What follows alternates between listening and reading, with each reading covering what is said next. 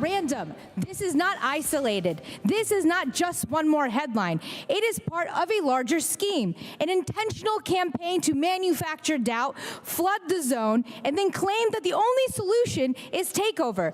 They want Georgians exhausted. They want voters confused, and they want the public so overwhelmed that people stop asking the most important question of all. Who benefits from keeping Georgia in chaos? Because when you can't win an election fair and square, you try to control who runs it. Democrats unleashed their anger today over the FBI raid on the Fulton County election offices yesterday. Good evening and welcome to Lawmakers on Georgia Legislative Day 9. I'm Donna Lowry in Atlanta. More on the reaction to the raid in Fulton County in a moment. For years, Terry England served Georgia by helping to shape budgets as the powerful chair of House Appropriations. But long before he spent time under the Gold Dome, and even while he served, England was first and foremost a farmer. Whether in the legislature or on the farm, he faced plenty of challenges, but nothing like the battle he faced after a devastating accident.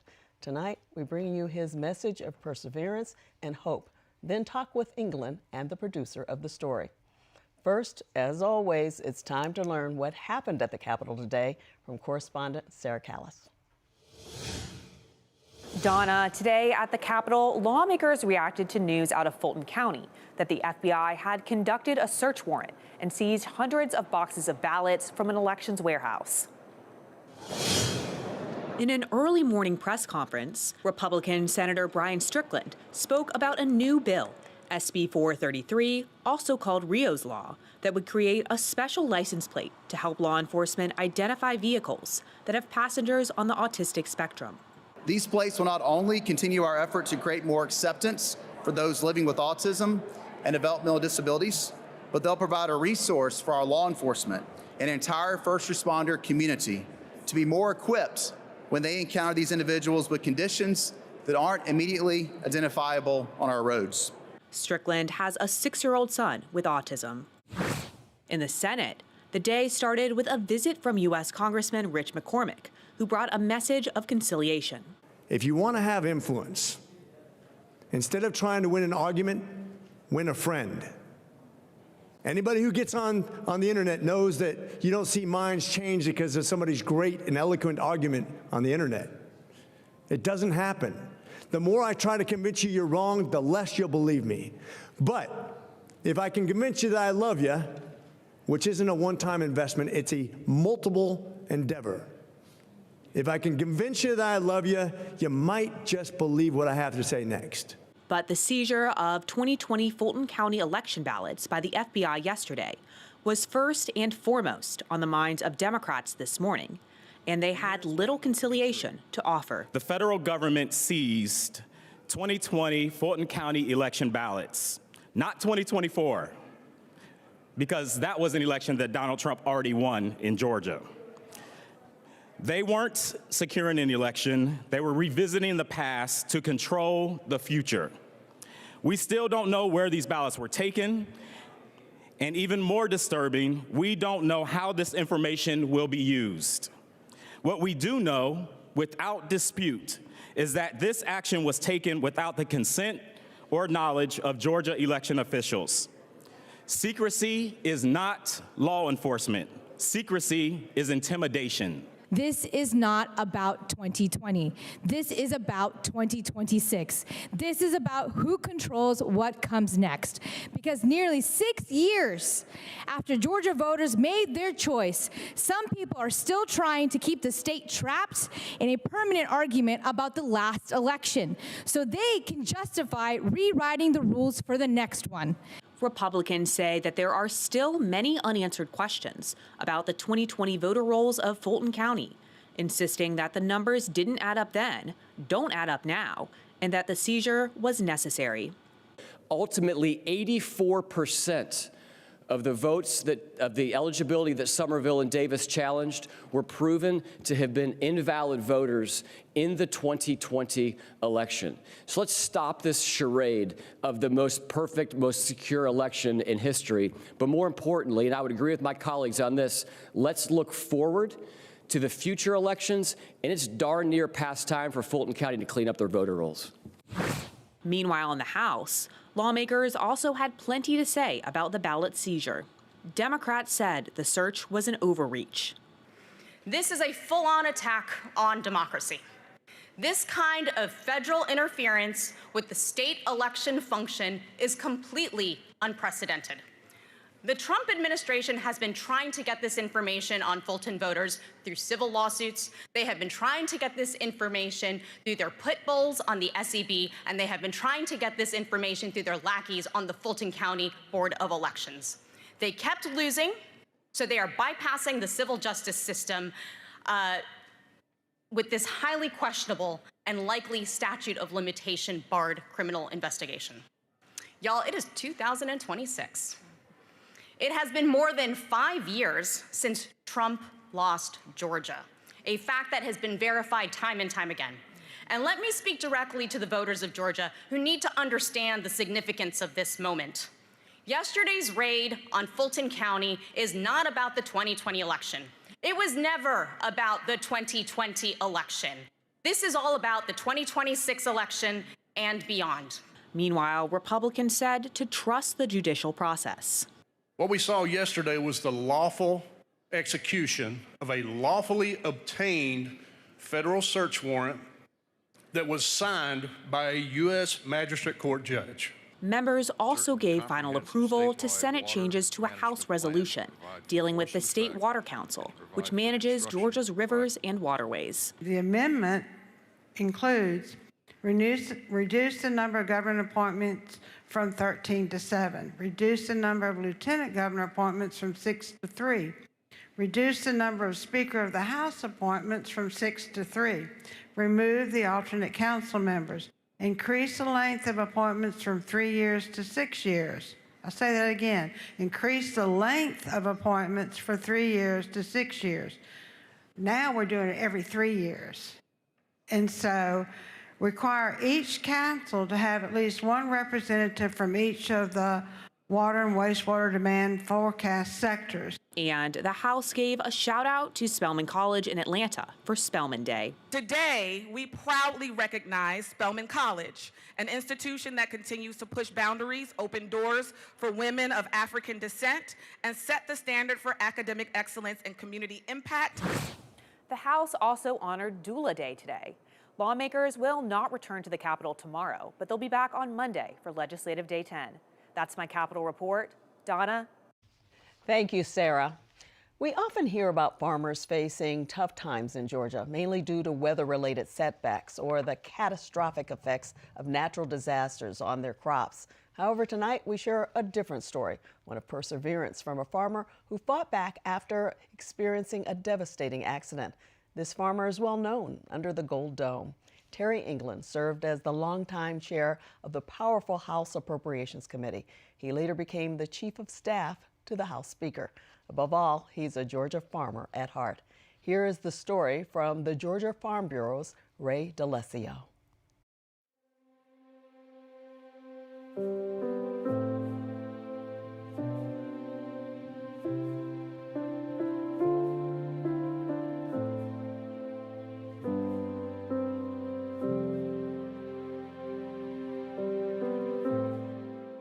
They say the soil doesn't forget the hands that tend to it.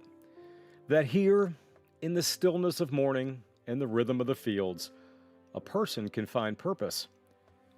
For Terry England, it's always been that simple. A farmer, a lawmaker, a public servant who walked the halls of the Georgia Capitol for nearly 2 decades, chairing the House Appropriations Committee, then stepping into the role of Chief of Staff. You know, you wind up as you serve, you have things that you never had a dream when you started serving that would become important to you. Sure. And I was very fortunate that there were a lot of things that became important to me, and there were a lot of things that I was able to have a hand in helping with. Yeah, and of course, you were a farmer before you became a politician. What does the farm mean to you personally? I'm not just talking about the work aspect of it, Terry. What does the farm really just overall mean to you? Well, it's just a great place to live. I mean, you know, and where we're at today in northwestern Barrow County is not nearly as rural as it was 25 years ago, but still, you still know your neighbors. when you have something happen and something like my accident happen, the two first people there at the accident was my dad and my next door neighbor.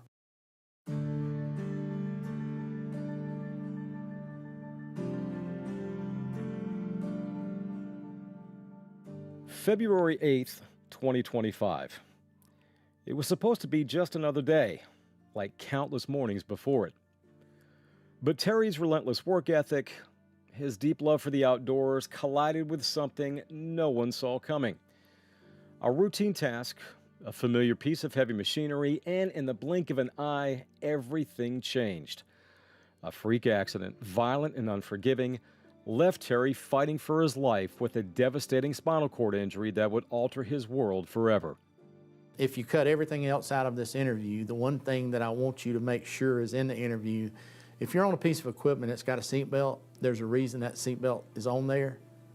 Buckle it with yourself in it, because it's there for a reason. One of my favorite things was to get on my skid steer and do work, clean up, and we had pine beetles hit us. And so we had a lot of trees that we'd laid down on the ground, and some of them still were good saw logs. So I was out there, had the forks on the front of the skid steer, moving them just from one stack to another stack. And you know, what happened with me, the load, I raised up, the load caused the machine to tip forward a little bit. I went to let it down, and as anybody that's run a skid steer knows, they go into this little bucking routine, and it was throwing me against the steel roof of the machine. I'd bounce back, hit the seat, bounce back, hit my head on the roof again. Did it 4 or 5 different times, and when the machine finally stopped, I'm sitting there, I can't feel my hands, can't move my hands, can't move my feet, my legs. When I woke up, I realized I've got to make myself breathe because I'm not breathing. So I was able, thankfully, my core still had enough use that I could make myself breathe. Airlifted to Northeast Georgia Medical Center, Terry's fight began even before he opened his eyes. First, there was emergency surgery, then silence, but not surrender. In time, he was transferred to Atlanta's world-renowned Shepherd Center, a place where possibility is rehabbed just as much as the patient. For 2.5 months, Terry lived that mission. He worked, he struggled, he refused to yield. And beside him, 2 therapists, Kelsey Lee and Christopher Reddy, refusing to let him fall. They weren't just rebuilding a body, they were rebuilding a belief that this wasn't how his story would end. Then came May 9th, a quiet Thursday just after 10 a.m. No headlines, no parade, but a moment that needed neither. Terry England, once told he might never walk again, stepped through the doors of the Shepherd Center to return home. No walker, no wheelchair, just 2 feet and one unshakable will. Again, we don't know why we were there, but we know that we were there for a reason. And, you know, is part of the reason what we're sitting here talking about today is what we experienced and the reason that in these machines that have a seatbelt, put the seatbelt on. So right now I'm standing where it all happened, this spot right here, where a simple day's work turned into something unimaginable. A place Terry England has walked across thousands of times until the one time that nearly cost him everything. And yet, this location doesn't trigger fear or bad images, it brings clarity. Because what Terry carries now isn't just the memory of the accident, but a new perspective. One rooted in faith, lifted by family, and strengthened by the hands of neighbors, fellow farmers, and folks who know what it means to show up when it matters most. Knowing that our Farm Bureau family that we had, you know, made years ago, 30 plus years ago when we were on the Young Farmer Committee, knowing that the Ag Teacher Network, that the 4-H Extension Agent Network, all of those folks put out the word that night or the morning after when they heard about the accident, and all of a sudden there are people everywhere praying for you. You don't come through those kind of things and not be a changed person and not have a little bit better outlook on life, especially when you're able to walk out and you know that it's because miracles happened and because prayers worked. And Terry, I would not be doing my job if I didn't bring up one of your biggest supporters. It's not a former constituent, it's not a fellow public figure. It's your wife, Cindy, your high school sweetheart. Could any of this been possible without her? No, absolutely not. She was there all the time. During the whole 3+ months that we were not home, she was home one day, and that was while we were still in Gainesville. She needed to come home and get some clothes, and then she was back at Gainesville.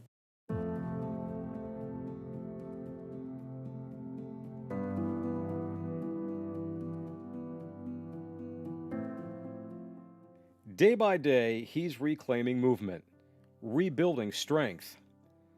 But maybe more than anything, Terry England is rediscovering the meaning in the smallest of victories. You see, a farmer doesn't quit when the crop fails. He replants, waters, and waits. Terry England is doing the same with a spirit that refuses to yield.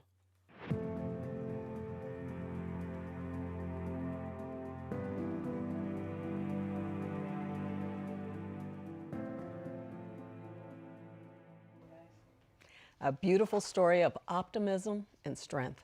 Coming up, we continue the story. We'll hear from Terry England and the program producer, Ray DeLesio. Stay with us. Georgia Farm Bureau, a grassroots organization dedicated to preserving Georgia agriculture. Farm Bureau advocates for all Georgia farmers at the state capitol during the session and year-round. Georgia Farm Bureau, the voice of Georgia farmers. Explore the stories that move you. Welcome to the incredible world of GPB Passport. From inspiring science to endearing dramas, Passport is your access to an incredible catalog of PBS programming, and new titles are being added all the time. Take a look at what's new. Put the kettle on again. We're going to have company. Well, it has been unseasonably cold. Comfortable bed, home-cooked meals. Ooh, sounds perfect. Shall we just stay here? Oh, I was hoping you'd say that. You are very much in the right place. Intriguing. Intriguing and potentially rewarding. Something for everyone, if you catch my drift. We can't wait to see where GPB Passport takes you. Your support as a monthly sustainer connects you to the high-quality news, information, and entertainment that you've come to rely on from PBS. And for GPB, your sustaining support is the most reliable source of funding for the programs and essential services that you rely on right here at home. Make an impact with your sustaining gift today and start streaming. Visit gpb.org and click Passport now. And thanks. It's not a mountains thing or a coastal thing. It's a Georgia people, places, and stories thing. Morning edition on Georgia Public Broadcasting. It keeps Georgians everywhere dialed into home. Tune in to GPB. It's a Georgia thing.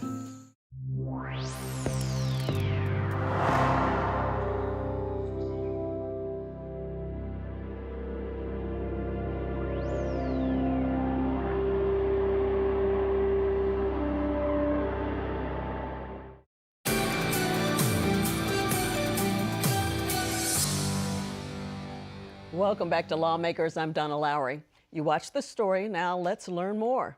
Joining me is Terry England, farmer, agribusinessman, former legislator, former chief of staff to the House Speaker, and an inspiration to those who know him.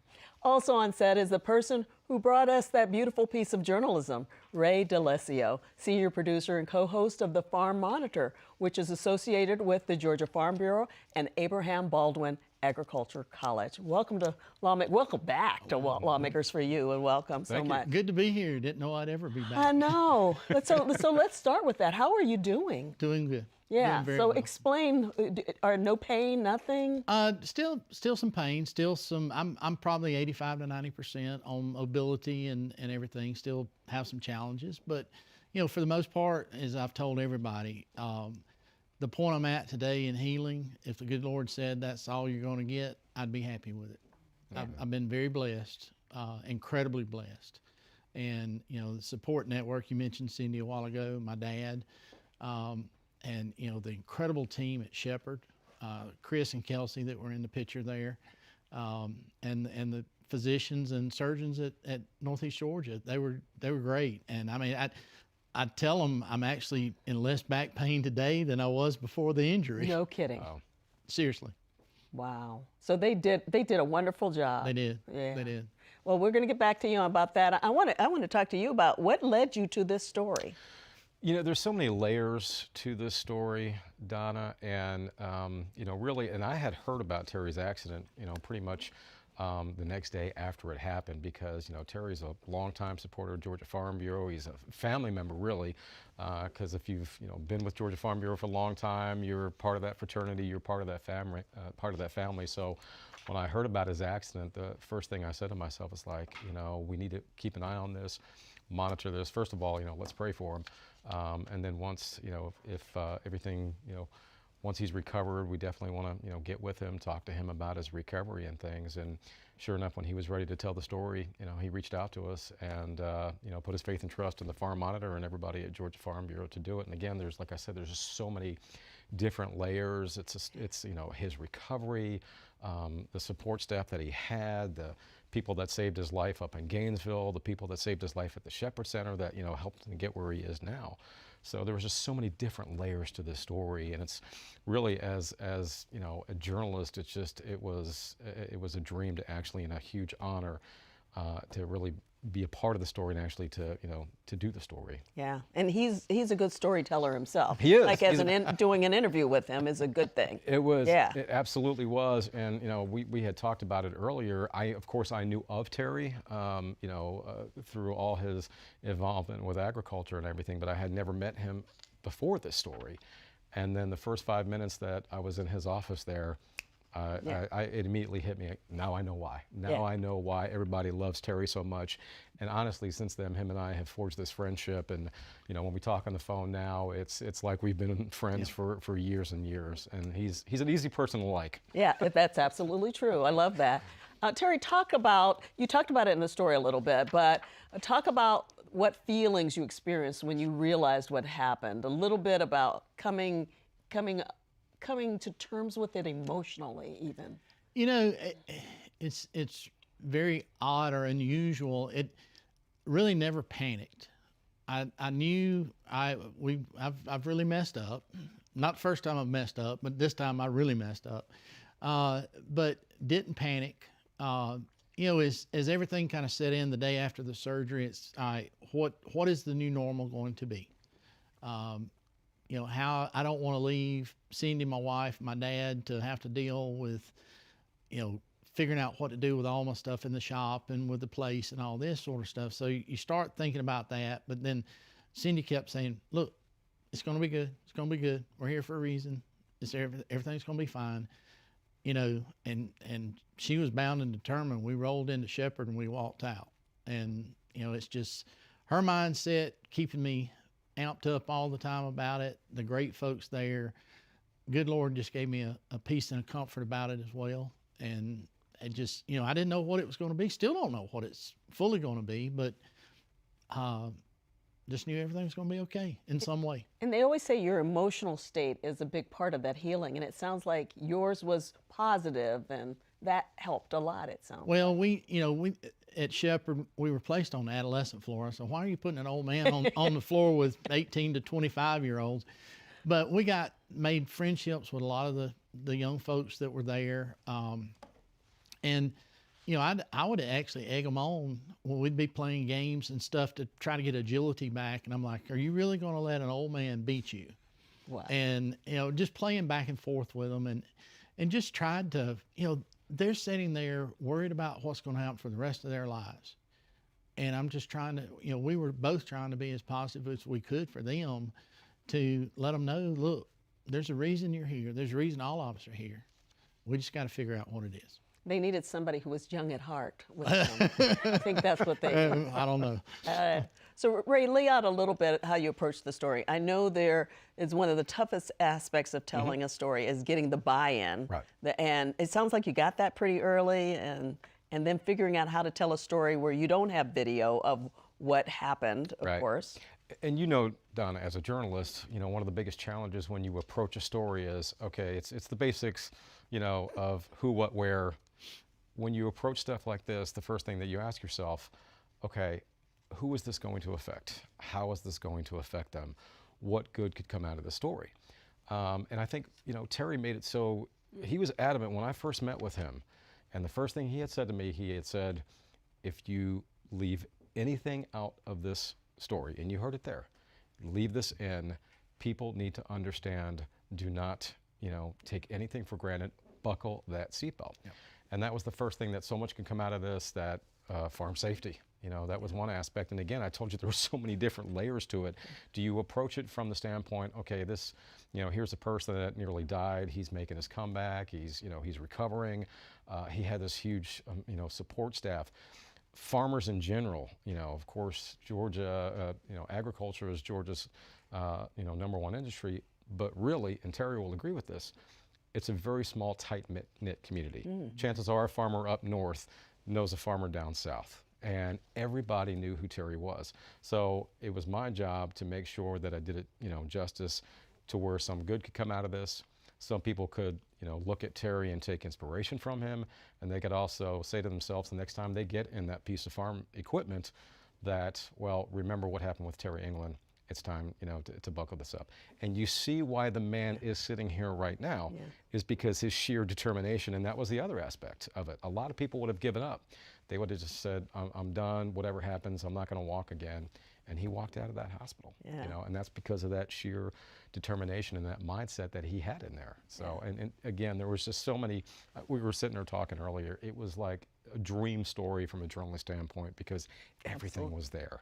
And it was just a matter of putting words to pictures, and once you got those pictures and, listening to his interview and making sure that, okay, you're getting that story out there that Terry wants you to get out there. And because he was well known, you had the pressure too to be able to tell that story right. That too. Yeah, you wanted to be able to do that. That too. So let's talk about this cautionary tale that you have here. So, not putting on your seatbelt.